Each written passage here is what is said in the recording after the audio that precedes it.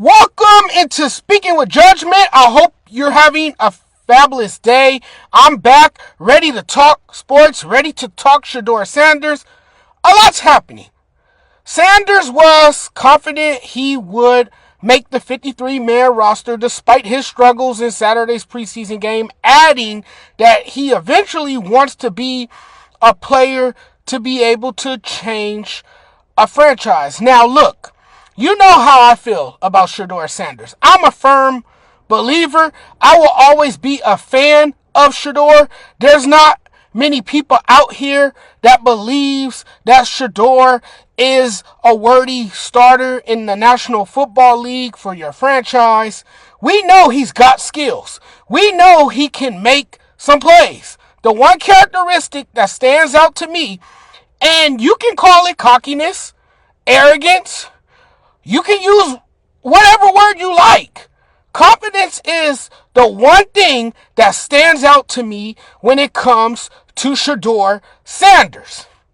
I think that's the key to any success as a quarterback, is just to be yourself, take what the defense gives you, and trust your instincts. But what he did in college, that was ancient history. It's a new ball game when you make that transition to the big boy league. You're now an NFL quarterback. But the job of a starting quarterback is to make those around you better. And obviously, Shedeur is not there yet. I believe he has the tools to be a starting quarterback. I really think he can become a solid starting quarterback in the NFL with time. So for me, I think if he can stay coachable and be honest with himself about his skill level, he can become a starting quarterback in the NFL. No doubt in my mind, he can take the next step. The talent is undeniable. Obviously, a lot of you are going to look at Saturday's game against the Los Angeles Rams and say he's not a caliber quarterback. He's not an NFL level quarterback. That he's a backup quarterback. The Cleveland Browns, they're in a very troubling spot. This isn't a Shedeur problem. There are a few quarterbacks who would be able to succeed in the current situation. The argument is that the Shedeur Sanders situation in Cleveland is the worst in the league right now.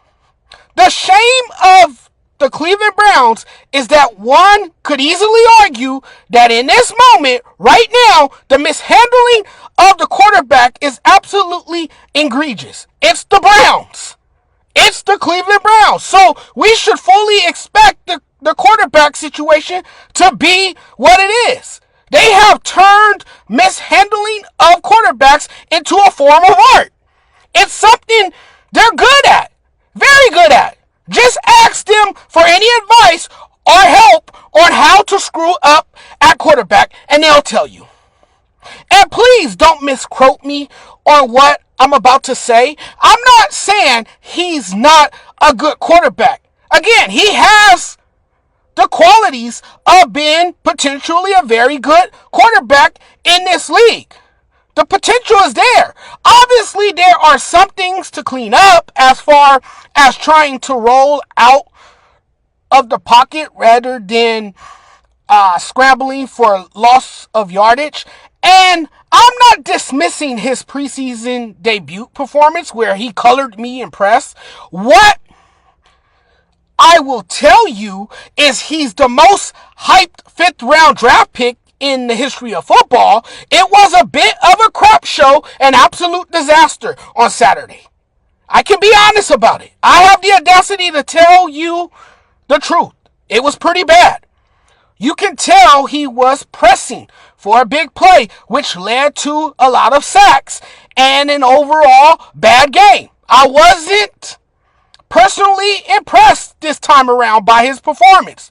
3 for 6 for 14 yards. He was sacked 5 times and led the Browns to only 1 first down in his 5 series Yes, his O-line was trash, but he still held the ball too long and wasn't decisive when guys were open. Shedeur's average time to throw was 5.13 seconds Saturday night. He was terrible.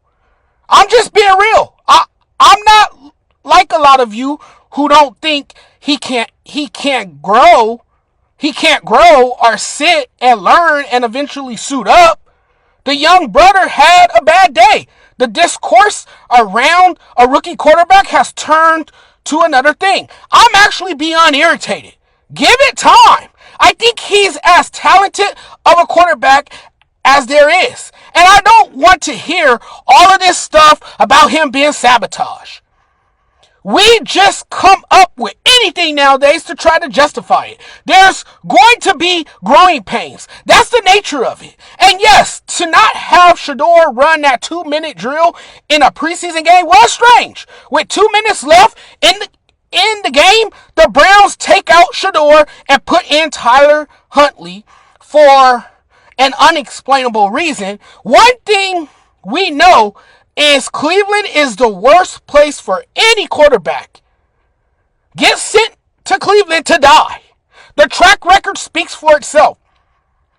So maybe it's not his fault. And just being on the Browns 53-man roster, that plays a role. The idea that the Browns are deliberately destroying his career is absolutely one of the dumbest things I've heard.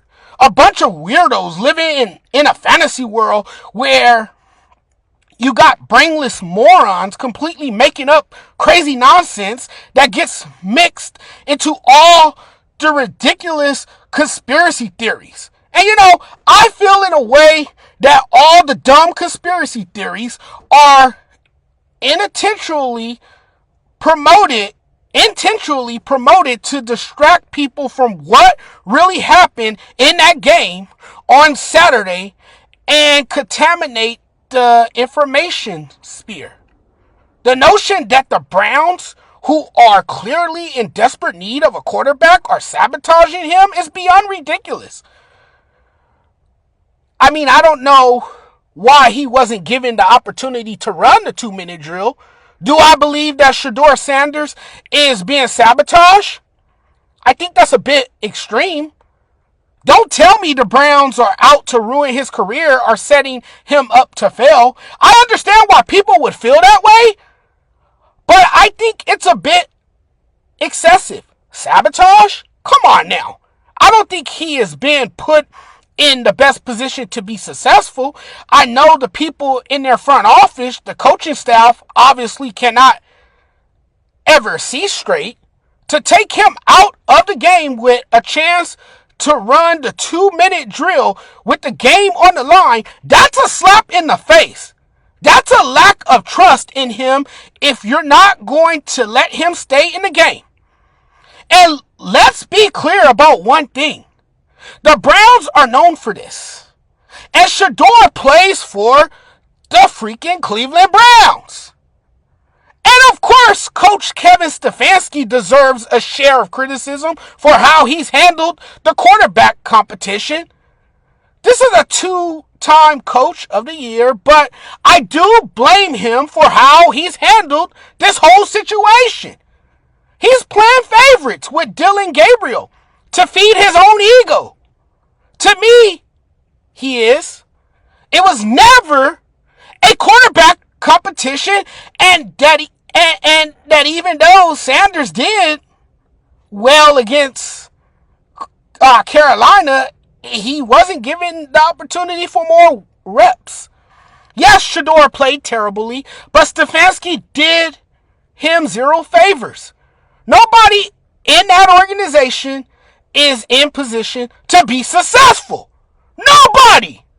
They're going to start Joe Flacco. They're going to go from him to Dylan Gabriel, who looked okay, but nobody special. Just an average Joe, really.